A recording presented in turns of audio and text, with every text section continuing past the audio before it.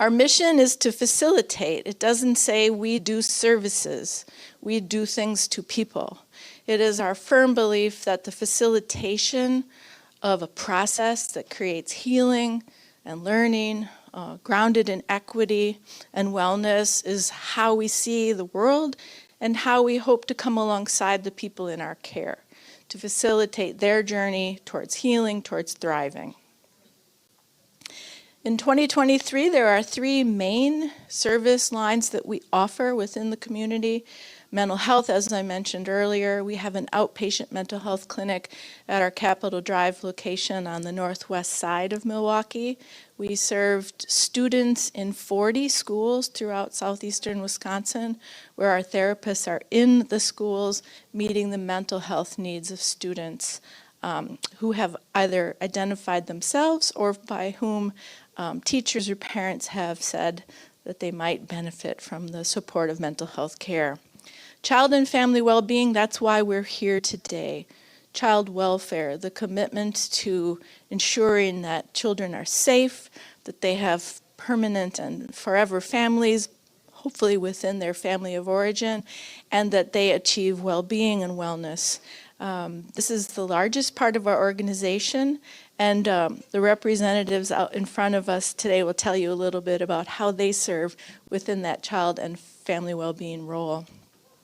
Training and consultation is something that we offer for trauma-informed care. Our model of care, the 7 essential ingredients of trauma-informed care, teaches us what the science tells us about the importance of understanding adversity, especially ACEs or childhood adversity, how we recognize what that potential trauma exposure is, how we create meaningful relationships that generate the possibility of healing, and how we reach systems of care, not just child welfare, but other systems that support children and families. So schools, law enforcement, judges and legislators, healthcare. These are all systems where we've had the opportunity to train. To date, we've trained 75,000 people. Our belief is that any system or any professional that touches the life of a child can benefit from reshaping their perspective on the impact of trauma. And so we continue to offer that throughout our community and, as I mentioned, throughout the country as well. That was last year, 2022. This is not a brag, but it's a desire to share with you our commitment in serving the community and also our commitment to being engaged and involved in community connection, network, partnership. That second number of 2,500 people met is our strong belief that the families and the children within our care benefit by having a vibrant and connected community. And so our interest is working with other organizations and individuals who share that same passion for families and children as well. They're really loud. I'm thinking that's Kwaku.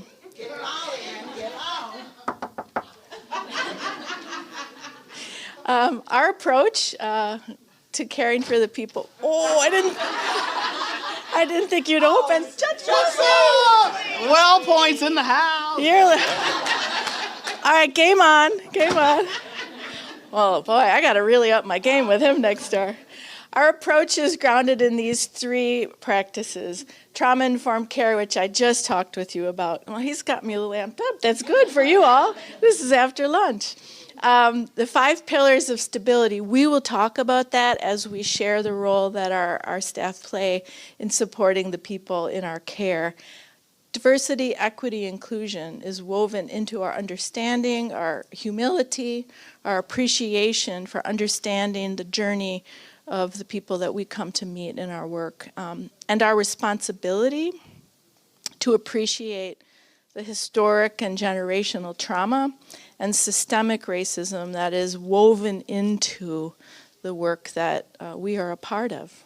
How we own that, how we work through that, how we support that is really important to us. So the elephants in the room, I don't know why you chose to come to this. Maybe you were like, what elephant? That sounds kind of weird. But really, when you think about it, all throughout our time together today, there has been this appreciation for the discussion that all of the fantastic presenters have shared about the elephant being the fact that the system of care that we talk about, that we tweak, that we strive to fix and make better, the system itself is deeply challenged over many decades of time. And far better than I could share, we learned a lot this morning about those points in history over hundreds of years that created the process that brings us to today. So acknowledging the elephant of that truth is really what we hope to talk a little bit about with you today. You cannot talk about trauma without talking about historical and generational trauma. We learned that with great humility early on in our trauma-informed training, where we presented our curriculum very enthusiastically. At the morning break, a woman came up to our trainer and said, "I really like your stuff. It makes a lot of sense, but you are missing a very important piece of the truth of this discussion," which was a very humble acknowledgement of the impact of historical and generational trauma. And boy, did that, this is a dozen years ago now, boy, did that open up the conversation to have deeper and more meaningful acknowledgement of what we were actually talking about. So that's a big elephant, and one that we hold dear to be true to, transparent about, open about when things are messy, as they can be, but that's a big elephant in the room. As I mentioned at the start of our time together, another elephant is that no matter what the circumstances that are part of a family's story, that family separation is traumatic. The notion that kids are safer or better or whatever the platitudes are, there are elements of that that may be grounded in truth, but there are also elements, as we've heard so passionately today, that are about a story that's different. That separation, attachment, loss of that primary caregiving is disruptive in the moment when it happens, and as we know from the science, the neurobiology, disruptive for years to come into the future, and epigenetics, years and generations to come into the future. Another important elephant.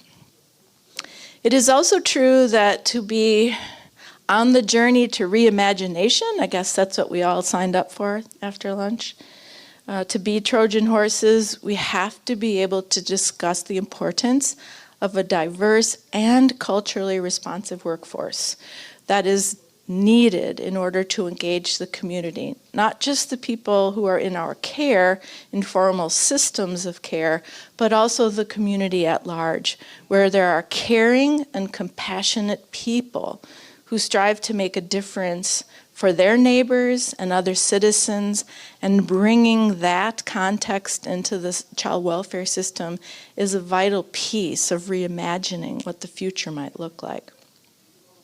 For us, social determinants of health, which are, for us, our 5 pillars of stability, are an absolute game changer for shifting the perspective of how we come alongside somebody to meet them and understand their life story. If you are homeless, if you are hungry, if you are looking for work, if you are dealing with physical or mental health challenges, or if you lack caring connections in your life, those are our 5 pillars, 5 is 5 fingers, it will be hard for us to engage you because those are real, very tangible and painful truths that we need to acknowledge, support, and provide the resources for you in order to address them as a part of our responsibility to that facilitate word, which is woven into our mission. I wish I hadn't typed this next one because now, very fresh eyes through the discussion this morning and that vivid image that we saw on the slide about prevention being surveillance, that gave me pause. I understand it differently and better, and I've been at this a long time, 30 plus years, but I would state this one differently based on the learning that I had this morning. What I think we mean by it is to be able to offer resources to families when they first need help, when they're young parents, and engaging their little ones and engaging the community in ways that create success. We definitely don't mean prevention because we're keeping our eye on you. So we'll change this for next time we're together. Hopefully that time won't be next to Judge Mosley. And this final one is my deep passion. Those of you that are in the room that know me, I hope, understand that. So we talked a lot this morning about what's wrong with the system of child welfare. And those facts and the data and the research are compelling and powerful and, true.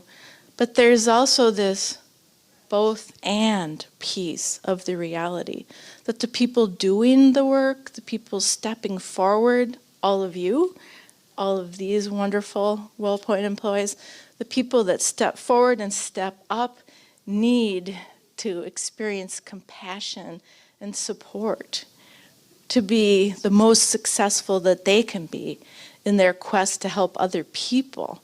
Dr. DeGruy said the spiritual oneness.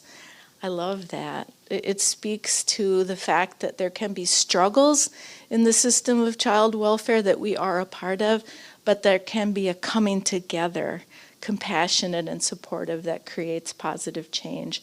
And that's absolutely exclamation point in this post-pandemic polarized time.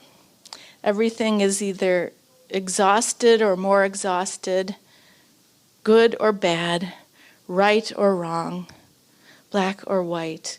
That polarization and that pandemic fatigue impacts our ability to be effective facilitators of healing and change. So that is a newer but a really big elephant in the room today. I touched on this before. It cannot be understated within the context of child welfare system, historical and generational trauma, generation, all the way back hundreds of years, is a part of the truth of our need to reimagine doing this differently. We need standards.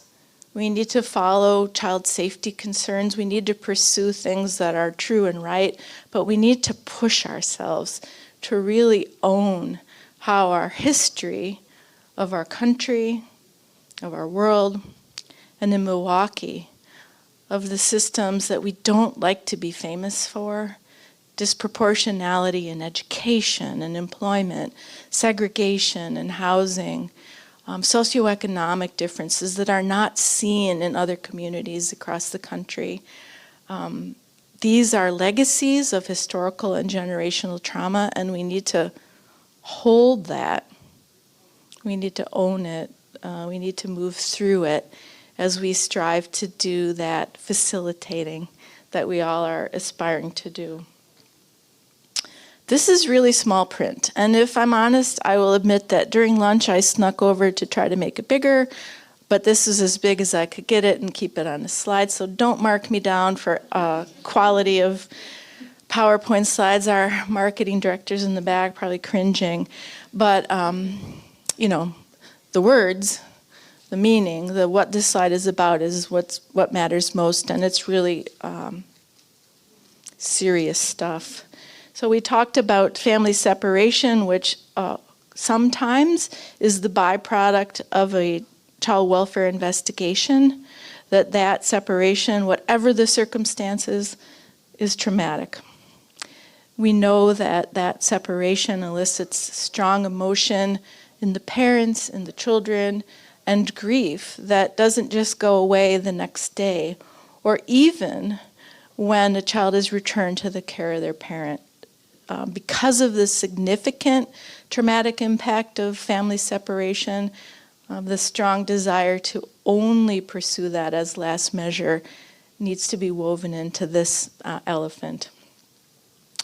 We believe, based on our commitment to trauma-informed care, that healing can only occur in relationships. Systems don't heal people.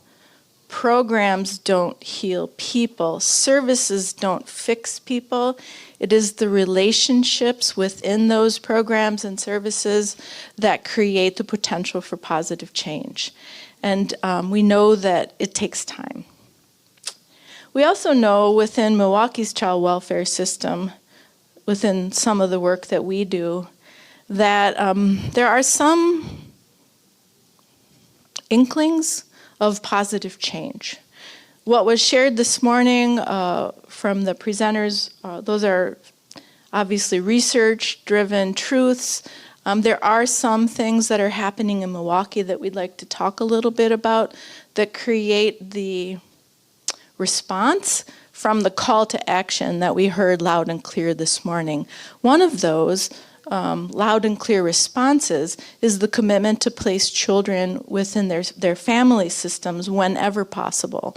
So that in Milwaukee County currently, so this is 2023 data, very contemporary, almost half of the time that a child is removed from care, it is a relative, someone whom they know, sometimes grandma or grandpa, auntie, uncle, cousin, that child is placed with, which is still family separation. I'm not saying, okay, so we're good, but it is a significant step forward on that concept of relational healing and safety. And so that number, again, I joked I've been around a long time, is probably 4 times what it was not that many years ago, with people really understanding what that means from a sense of family stability and safety.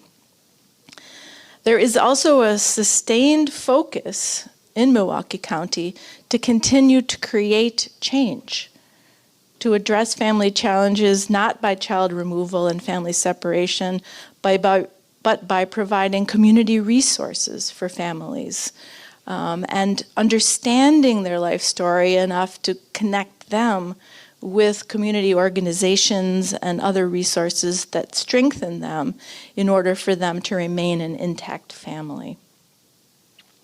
I wish I had the actual number for this next bullet point, but I will share with you it is my a little bit fuzzy memory. So again, context matters.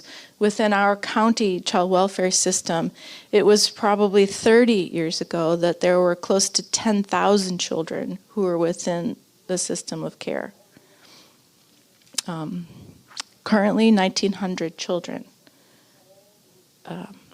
In 2002, when the federal lawsuit that governed us was settled, that number was 5,600. So from 2002 until today, that's an almost 68% decrease in the number of children in care.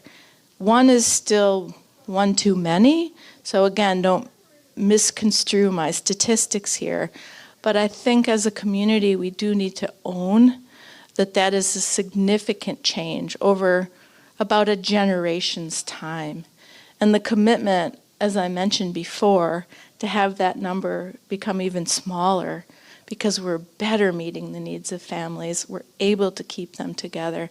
That is the commitment that, for us, fires us up in this work and commits us to do better for tomorrow and for the family we meet next week, and to celebrate when kids go back with their parents, and to honor how important family kinship providers are in that journey as well. But from close to 10,000 to 1,900, that's a big shift.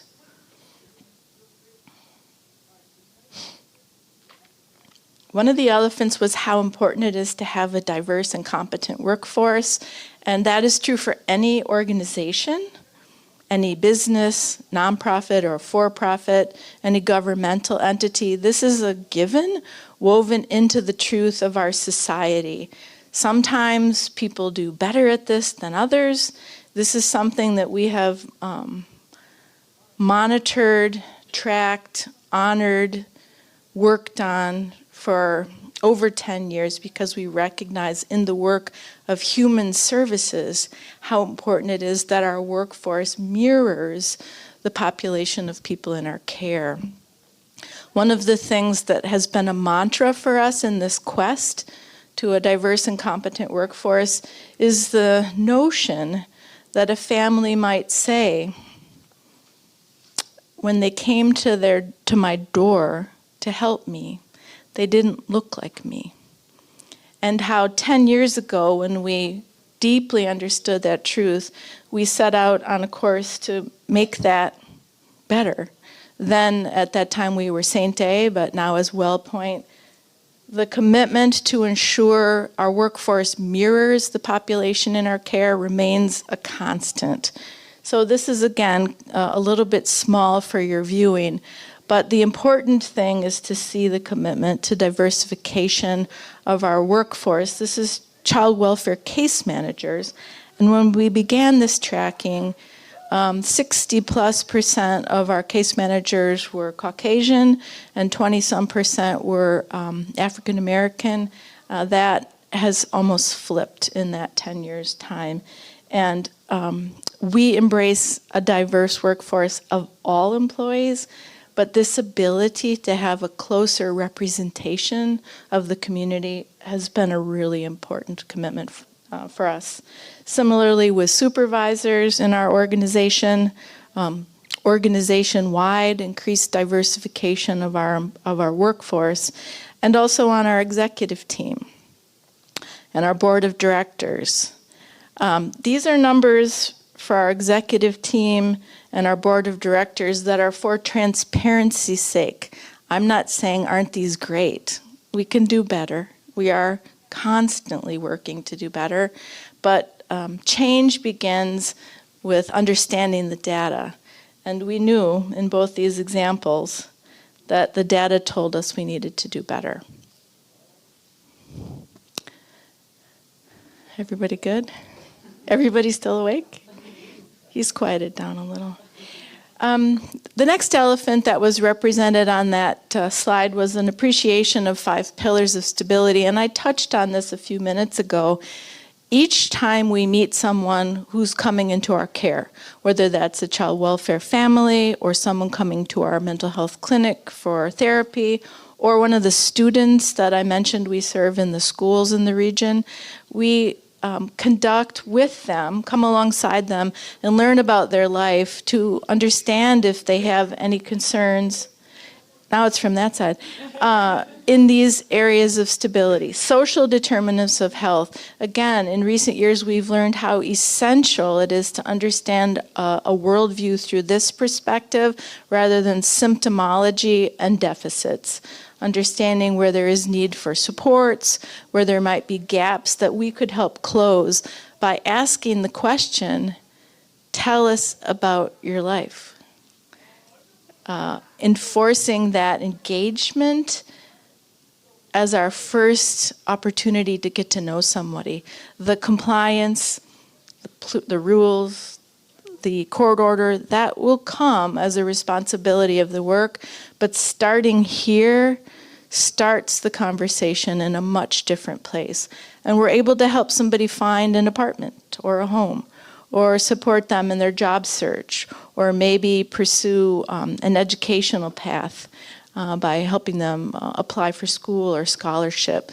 Those things are, as was discussed this morning, fundamental to somebody's well-being. And this all going better or well diminishes the need for child welfare because families are supported and strong.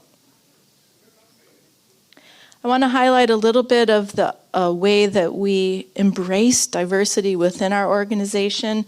So what you see up on the screen are some of the examples of our committees and work groups. These are all vibrant and employee-led diversity, equity, and inclusion groups that are under the umbrella of a DEI leadership council that is also employee-led. And again, embracing the diverse and competent workforce means people finding a space where they belong within our organization. People valuing connections and commitment to people who share their same values or interests or attributes or orientation. That's a big piece of creating a workforce that is both vibrant but also very competent in their work. I have just a couple more slides, then the real talent starts talking.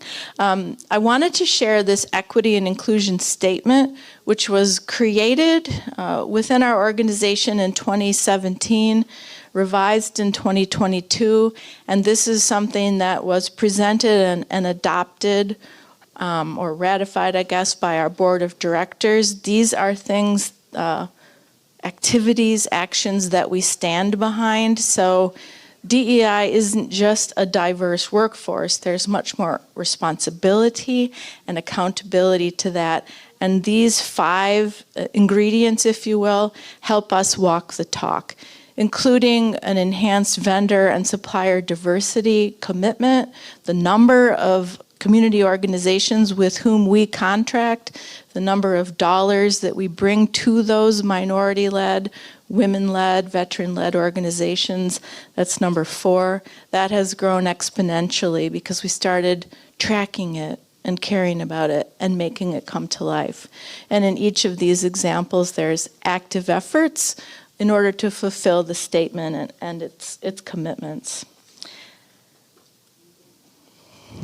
In 2020, in May and June, our organization, like perhaps many of yours, went through turbulent times, trying to understand the impact of the murder of George Floyd and what it meant to us in our commitment to the community, to our workforce, what it meant in terms of what our responsibility was to bring voice to some of the truth of what happened.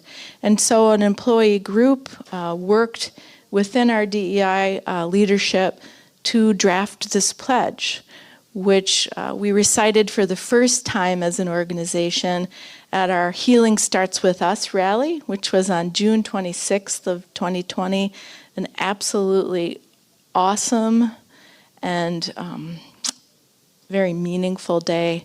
We had planned, so midst of pandemic, right? So we were going to have an outdoor rally because we couldn't be inside together, and we had a field set up and we were good to go, and we had the pledge and people were so excited, and there was a severe thunderstorm warning just at the time people were supposed to be getting in their car to go. So we canceled it and we converted it to virtual, which was horrible and also awesome, because we had 238 people on the Teams call, and all of them stood up and gave voice to this pledge. And it was absolute chaos. You couldn't hear the words. It was loud, it was crazy, but you felt something. I felt something that day that I knew was so real. And it was very emotional.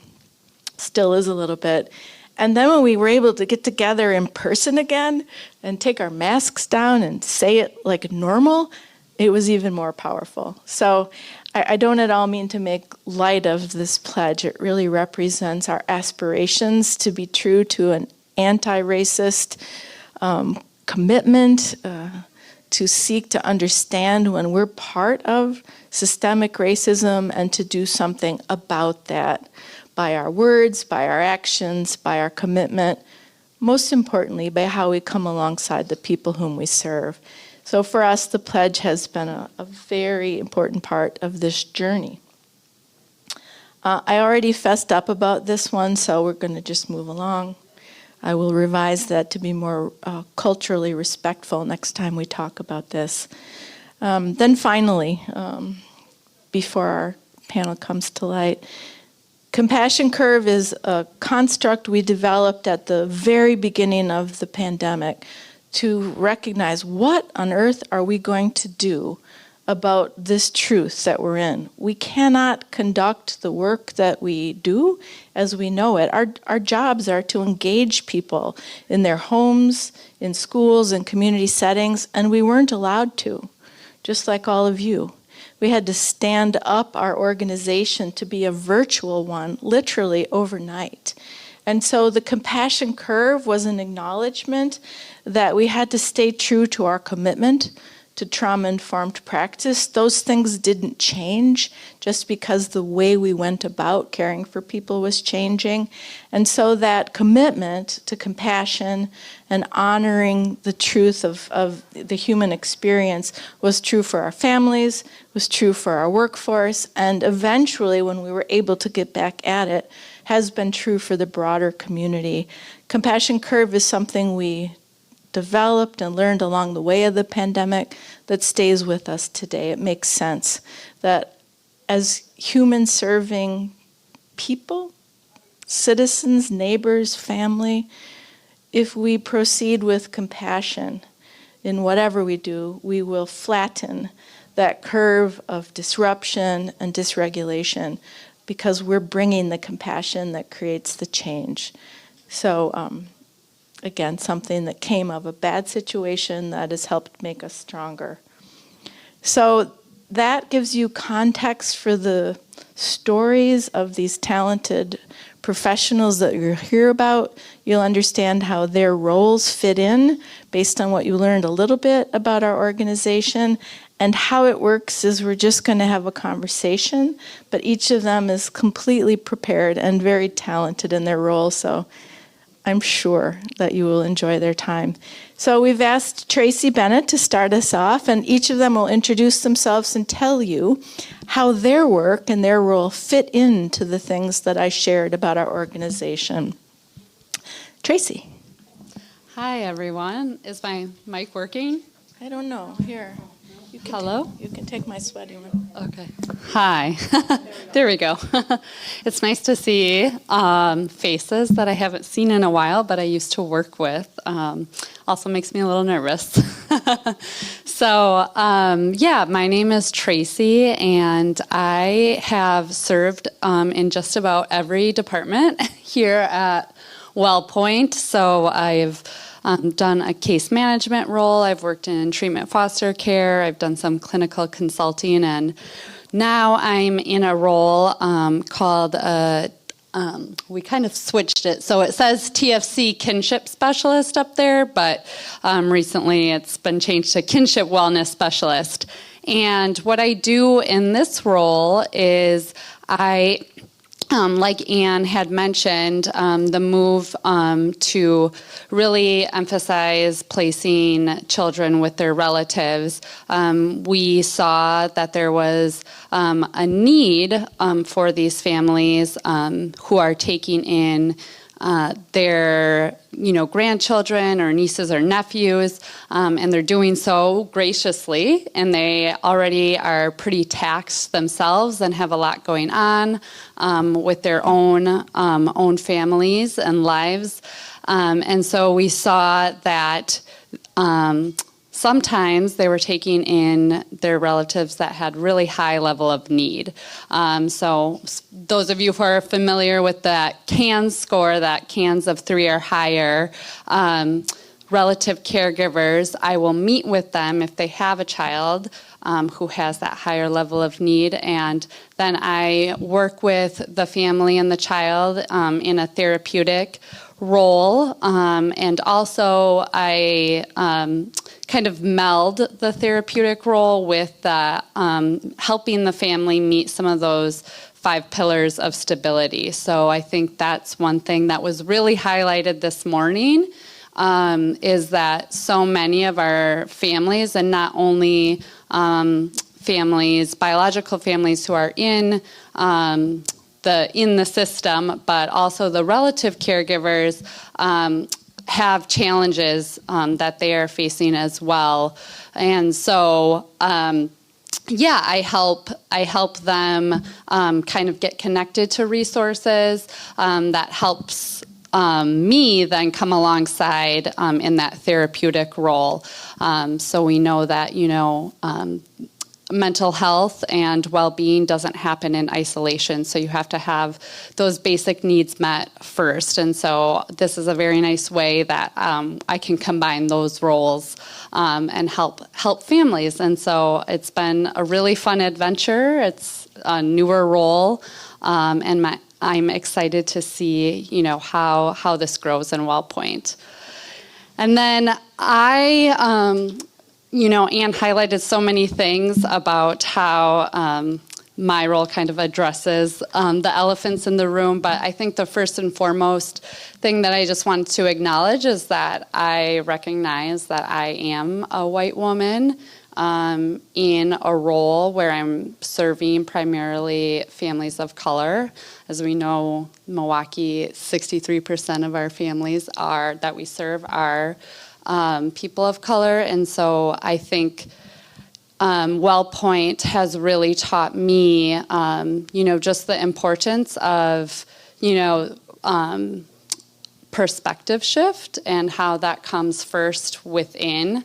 And I am not going to be effective at all if I first don't take a look inside myself and acknowledge, the deep challenge of the child welfare system. And it's what we've learned today, or already knew, the systemic racism that has kind of been there since the infancy of child welfare. So I wrestle and struggle kind of with this tension every single day of just my role as a white person working in, this still challenged system that is racist in nature. And so, I think that's just something that, like Anne mentioned, it's a both and. I'm not on the other side, but I'm certainly not wanting to propel or perpetuate, what was started so long ago, all the harm and suffering that was created. So wrestling with that in hopes that we continue on this journey of change and reimagining. I can talk longer, but I don't know how much time we've got. Should we move on to the Maybe so. delegates? We can come back to some conversation. Awesome. Yeah. Okay. Good afternoon. So I'm Alex Williams, Director of Community Engagement. So when I think about how we utilize our capacity and our resources to help families, I think about a few points. So we talked about the 5 pillars. A big part of that is connecting families and the young people to the resources within those 5 pillars.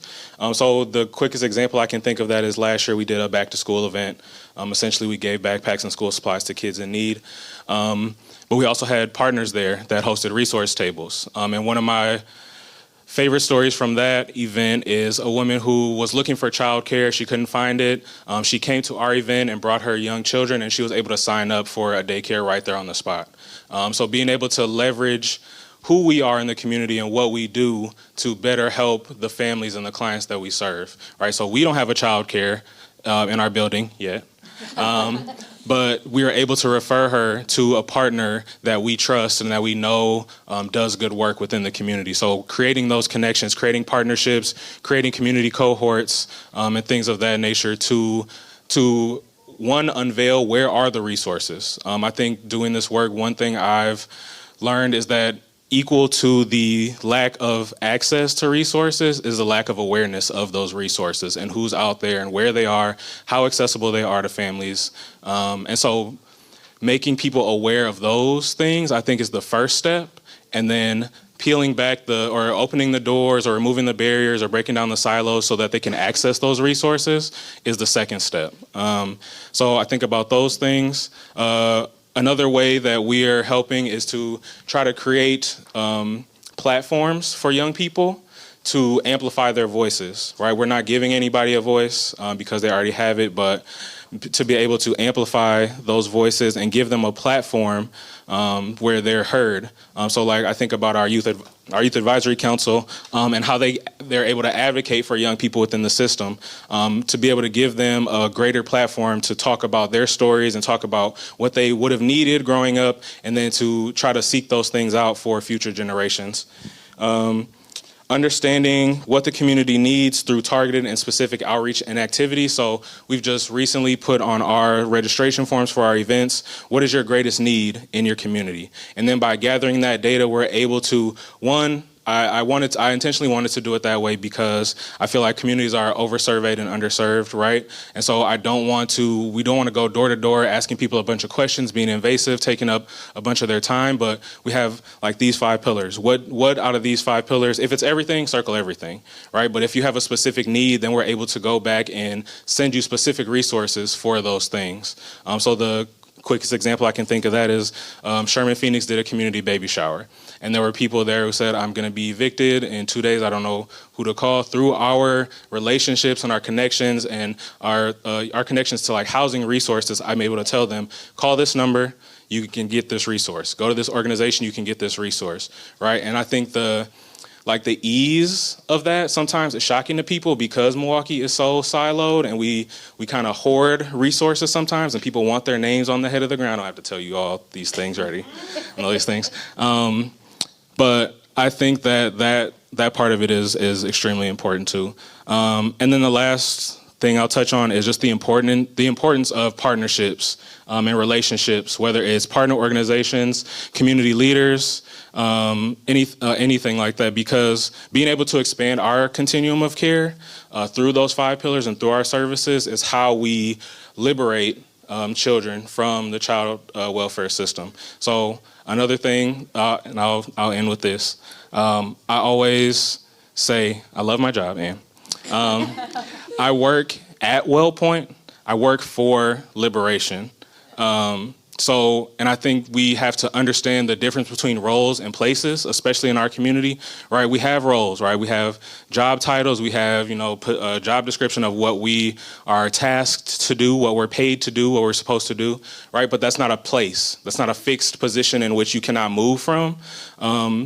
I would encourage people to look at what their role says they're supposed to do and combine that with your passion for what you want to do, right? And if that's within the realm of your role, do that, right? And if it's not within your role, find a new role.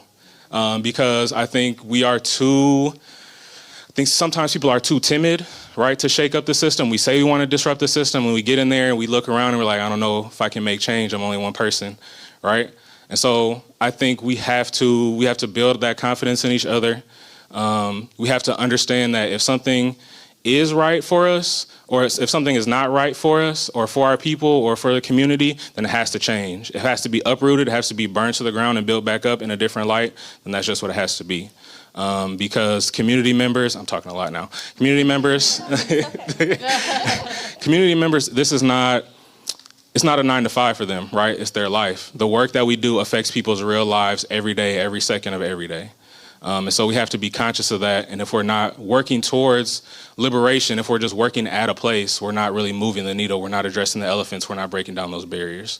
So that's what I do. You sure you got more to say? I'm Alice Hibbler. First, I'd like to say hi to my prior supervisor from WellPoint. He's here to support me. I've been with the agency for 9 years. I started off as an ongoing case manager. I work directly with families, providing support, monitoring safety of the children, and also working closely with the parents to provide those resources that we offer, others offer, providing assistance so they can be reunified with their children. I enjoyed that role because me being African American, I was able to relate to the families that I worked with. And with that, I was able to build those strong relationships. As we know, people of color do not trust the system. But because I was able to normalize things, work with them, and pull those strengths that others may be scared to pull or just have direct conversations with them, I was able to get some of those changes and for them to start trusting not the system, but trust their self to work toward their goal of getting their children back or just actually making other permanency decisions for the best of their children. I know that is a hard thing to do, but I was able to do that. Now I sit in a role as a supervisor, and now I just work with my staff to do those same things. We have a very diverse agency. And I really work on perspective shifts, because if you don't have a perspective shift to try to see something in a different light, meet that family, meet that child, or meet that infant where they are, we won't make the change, and it will be stuck where we are. That's pretty much all I have, Miss Ann. Okay. Okay, let's do this. All right. Hello, everybody. I'm Johnisha Nita. I'm a parent partner for WellPoint. I work from a team called Community Outreach, and our team initiates the 5 pillars and calls families and go through all like the housing, education, caring connections, health, and they go through that through an assessment, and then I don't do it, but they do it, so it's a difference. I'm going to talk about my role, which is a parent partner, and we are a program. WellPoint went with the program of Parents Supporting Parents, and that is an evidence-based program that shows that a person with lived experience is impactful for a parent that is going through the system, and can show them which way to go, navigate, give direction, and support. Just be there 100%. So who am I? I want everybody to know who I am, because the elephant is now in the room.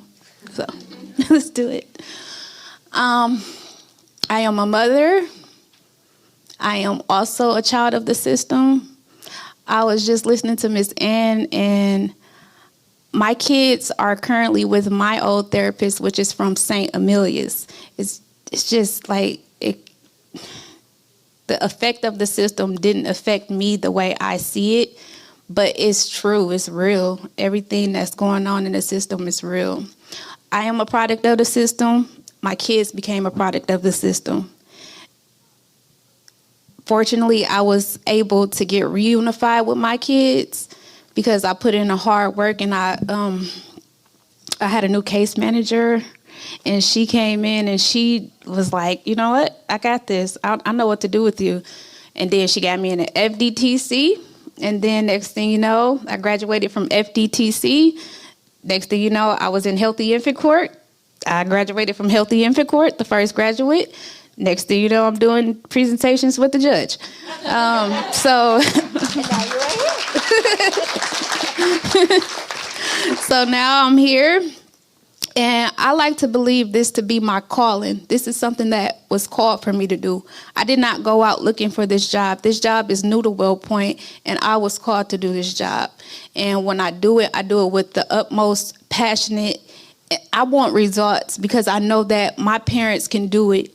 I know that it can be done. I know my position is to advocate for my parents. So I'm able to build connections, relationships with attorneys, case managers, everybody, so we could help this family become successful and meet all their needs. And I think that's all I got. Okay.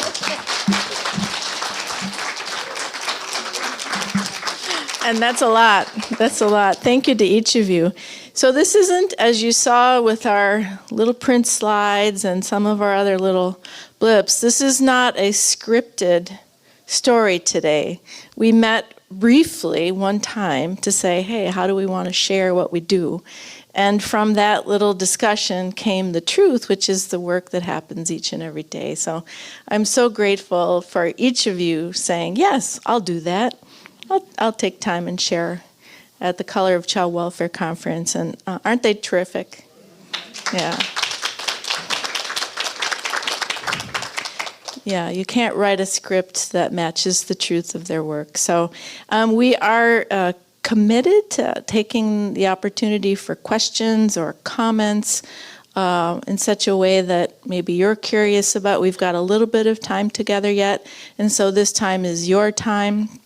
I did want to introduce Jenny Keefe, who's up front here. Jenny is our Vice President of Child and Family Wellbeing, and she leads most of the work that you heard about, most of the work of our about 90 case managers who serve families in the community now. So thanks for being with us. Sonia Williams is immediately behind her. Sonia is our VP of Human Resources, always in the community looking for top talent. Maybe that's some of you, but Sonia's been a terrific addition to our executive team, a couple years now almost. So questions, comments? I think because we're being live streamed, if you choose to, I will bring the microphone to you so that it can be amplified in the live stream. And yeah, let's go ahead, have some discussion.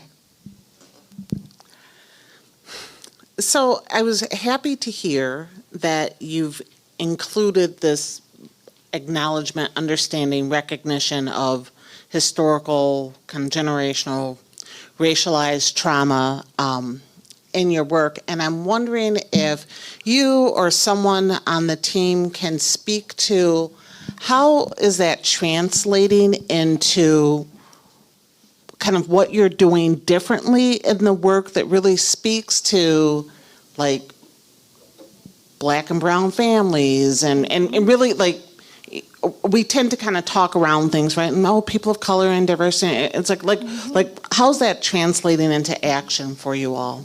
Sure. I'll take it, and then I bet there may be some other thoughts from our team. But how it translates to us in daily practice is a fidelity to our model of trauma-informed care. That means that for each family that we serve, we do a very detailed staffing conversation about their story, what assets and needs they bring when we meet them, and how we can help serve those needs as we get to know them. We're still responsible for the fidelity to child welfare standards and practice, and we adhere to the decisions of the court. But how we approach families in our care by talking about things that aren't on the traditional checklist, I think makes a difference in how we can engage them. As Alice pointed out, people still don't necessarily trust us because we are seen as part of the system. So it's through that pretty authentic discussion about what the 5 pillars means, and as Alex talked about, what community resources we can offer. That's my best example of how it lives beyond just the comments. So I saw some commotion over here. Yes? Yeah. Go ahead. Okay, I'm about to do it. I got this. You were saying how so I'm a parent partner and this position is kind of new.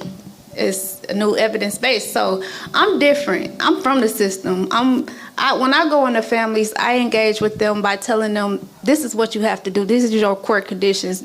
It's really no other way for us to get around it. You have to do this, and let's do it.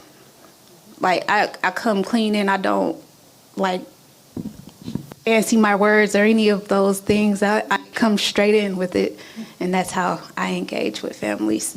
And I actually take them places and make sure that they get it done also. I can touch on that if you want. Yeah. So I think, is it on still? Yeah. Oh, okay.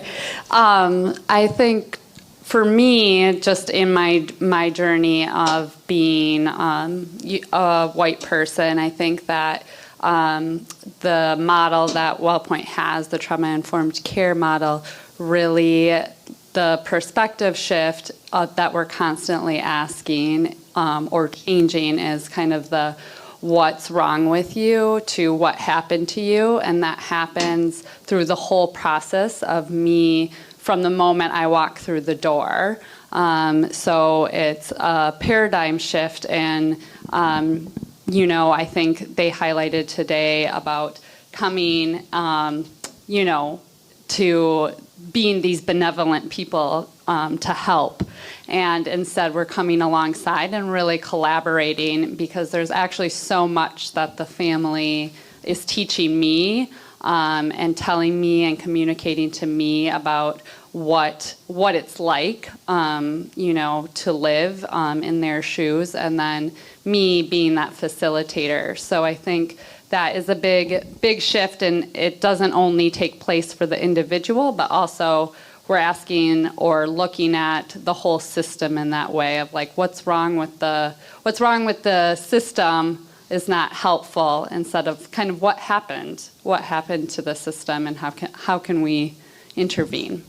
I mean, the nature of child welfare is that it's a court process, and court is by its nature very adversarial. So we talked about that polarization and right or wrong, left or right. That's a very real part of this too.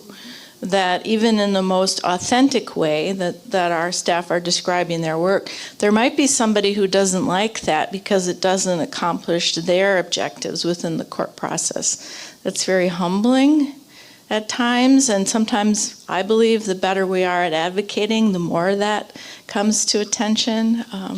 So you're nodding, yeah.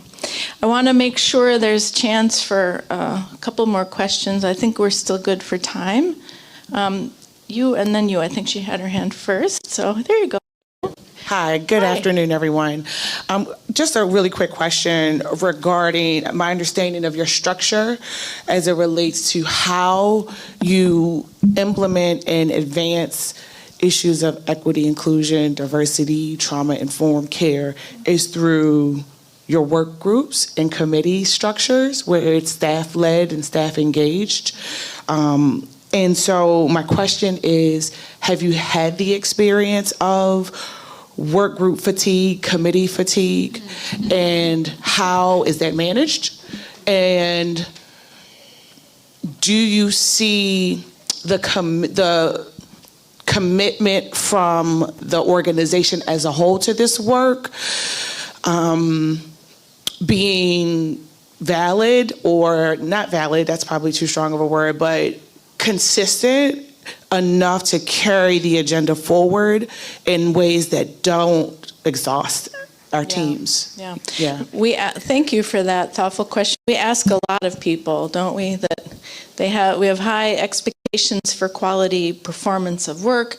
We ask for engagement on crucial conversations around diversity, equity, inclusion, belonging.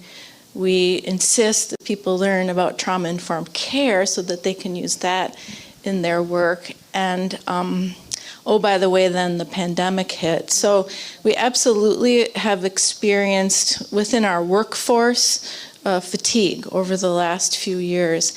And that has impacted some of the energy and forward movement in some of our work groups and committees because they're populated with the same humans that we're asking to do pretty remarkable work every day.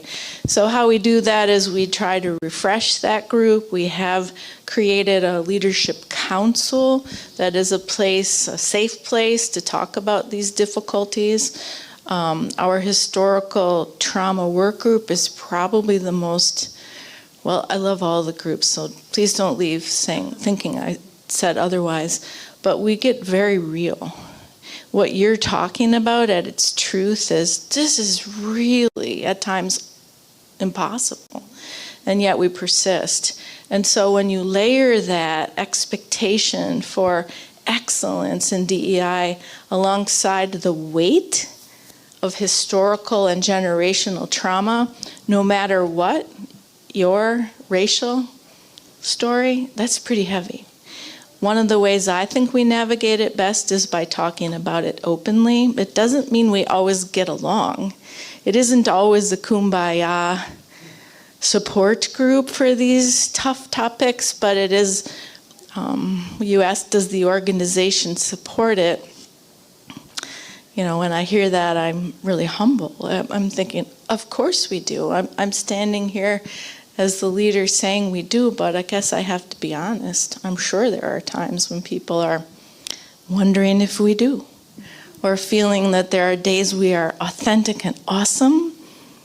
Our Pride event is coming up in a couple of weeks, as an example, and there are days when they wonder if we are on track, or if they want to recite the pledge anymore, because maybe they're not sure that we always, including me, that we always walk the talk. So I think that humility is a real big piece of honoring what you're suggesting about the difficulty of this work. So I don't know if others wanted to comment at all. It's a really, really truthful question. Wait, can I give you this? Because the people on Facebook want to hear you.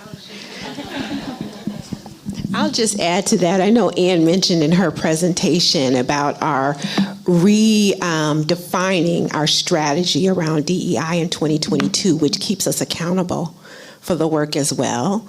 And the organization is making continual and renewed investments in that work, not only by delegating those strategies and goals to our programs and teams, but also by expanding our workforce. We have a dedicated director of equity, culture, and belonging. So to help us make sure that we're on track and we're doing what we said we would do. If it's okay, I have to get going. My name is Amada Morales. Good afternoon, everyone. I'm a family advocate for 13 years. I'm unpaid in the community. Some of you may have heard my name around caseloads from time to time. I work at Casa Maria and the Welfare Warriors, and I'm fortunate enough to receive 2 properties where we transition families rent-free. I do court advocacy, and I bottom line try to find parents and families the money that the system won't give them, right? That we're talking about this morning, and I'm so pleased you're here today. I'm pleased that we're having this discussion and you're here. And it's very important. Sometimes within my 13 years, we get so mad at the workers. We get so mad at Ann. We get so mad at all the people in the industry. And it takes time for us to learn that you're not the one pulling the cases initially. You're not being assigned you're not the one choosing the cases. There's times where we see, hey, maybe you are in favor of reunification, but the GAL is just steadfast against any type of reunification. The time clock is going for 15 months and boom, the kids are adopted. The numbers are settled. It looks like about 1,000 are probably in adoptive homes each year from the numbers that I'm reading, more or less.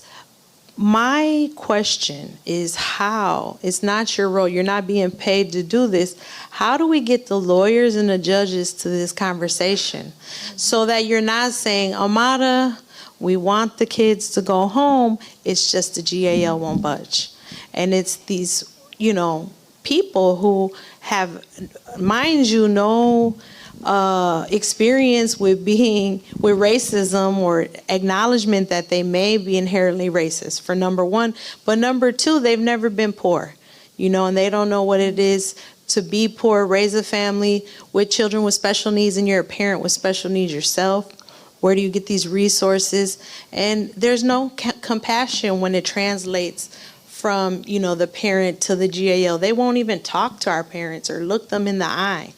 And so I just want to know, it's not your job, but how do you keep that in mind that on our side, we're working with $0. Maybe we get bus tickets, maybe. Yeah. And just keep that in mind when you're setting the standards. Well, you're not setting the standards, but you're enforcing them.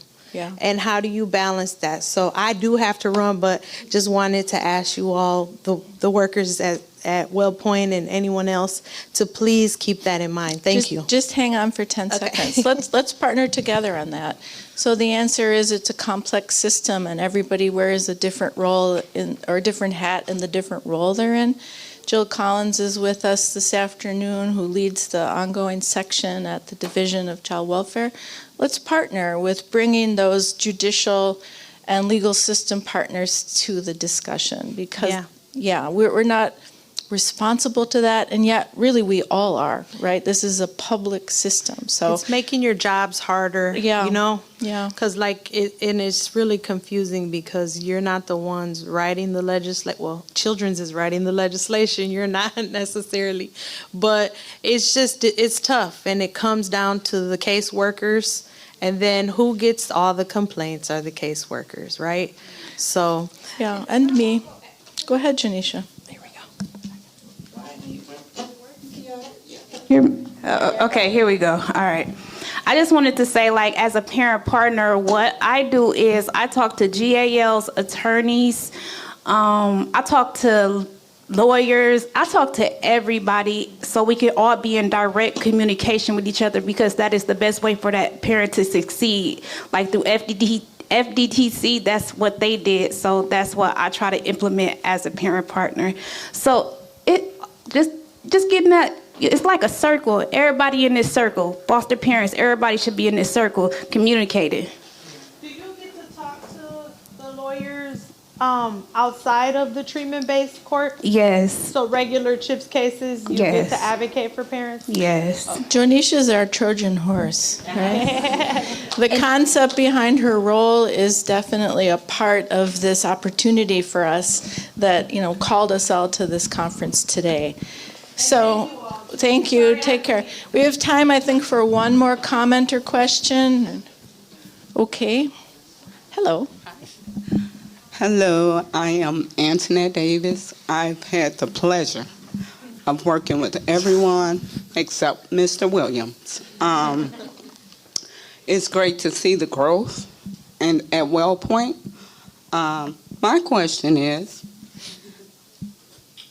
I just want to hear from the panel. Why do you stay? Why Since I do got you the mic, stay? I'll go first. Yep, go ahead. I'm gonna be very honest. It was hard staying, especially during COVID. But my family's kept me staying. Building those relationships, especially with my teenagers. I'm really good with the teens. But just wanting to see them not just age out and have nowhere to go, but hey, we need a plan. Seeing those babies. I wanted to see the parents. I have one of my FDTC families I've worked with in the past. Talked to her today, and she's very successful. So I stay because I actually love what I do, and just for my families. I want to see them grow. I want to see them succeed. Go ahead, Alex. So you're asking about our why. For me, it's always people. My first experience being conscious of helping people is being 8 years old and handing out turkeys during Thanksgiving. And I think I kind of latched on to that feeling of like helping people and like seeing the look on people's faces when you help them with groceries to the car or anything like that. So I'm always seeking the greatest opportunity to help my community. I was in education before, and just the day-to-day of going to school and seeing the kids' faces and figuring out what they needed, and understanding that behaviors are linked to things that are going on at home, right? And it's not an inherent behavior of the kid or personality, but that kid needs a snack, that kid needs a hug, that kid needs somebody to talk to for 5 minutes before school. And I think I've translated that to the greater community, right? So after I left education, I was doing youth organizing and community organizing, and it just kind of snowballed into this propensity to help wherever I can. And so when I saw the opportunity for a director of community engagement and just reading all the services that WellPoint provides for people, the different resources, the mental health, it kind of felt like a natural fit. And then since I've been here, I found my purpose in that there's always something to be doing. I feel like I can go home, right? I can turn my computer off, but the community is not going to stop. The work is not going to stop. And just seeing that need and being humble and understanding that if you work in a nonprofit organization, your goal should be to work yourself out of a job. And it's hard for people to sometimes grasp that because, like, I need a job. But again, if you're in a nonprofit organization, your goal is to help people or to provide services for people until they no longer need that help, right? That's working yourself out of a job. And I think we have to approach all of our work like that, right? So I stay because the work's not done yet, right? People aren't liberated. People aren't, they don't have everything they need. And so until that happens, until that utopia is complete, I'm going to continue to do community work. I stay because I am a part of a systemic racism change, a systematic barrier change, and that's what motivates me. I am here because it's a change that's about to happen, and I know it's happening soon. So I'm here to be a part of that change. I will tell you that I have left WellPoint and come back, so I must really like it. But I think that Anne's presentation, when she told us kind of some of the stuff that she was going to present before, really helped me just see that I think it's hard, very hard when you're in the work because it is challenging and exhausting, especially as a case manager. But to see that, wow, actually there has been incremental change and it's been significant. And also that WellPoint really does care about equity within and without. Or within the organization and externally. So I have seen other organizations, and every organization has its challenges. But yeah, this is somewhere where I feel like I can really speak my mind, and I'm listened to. So.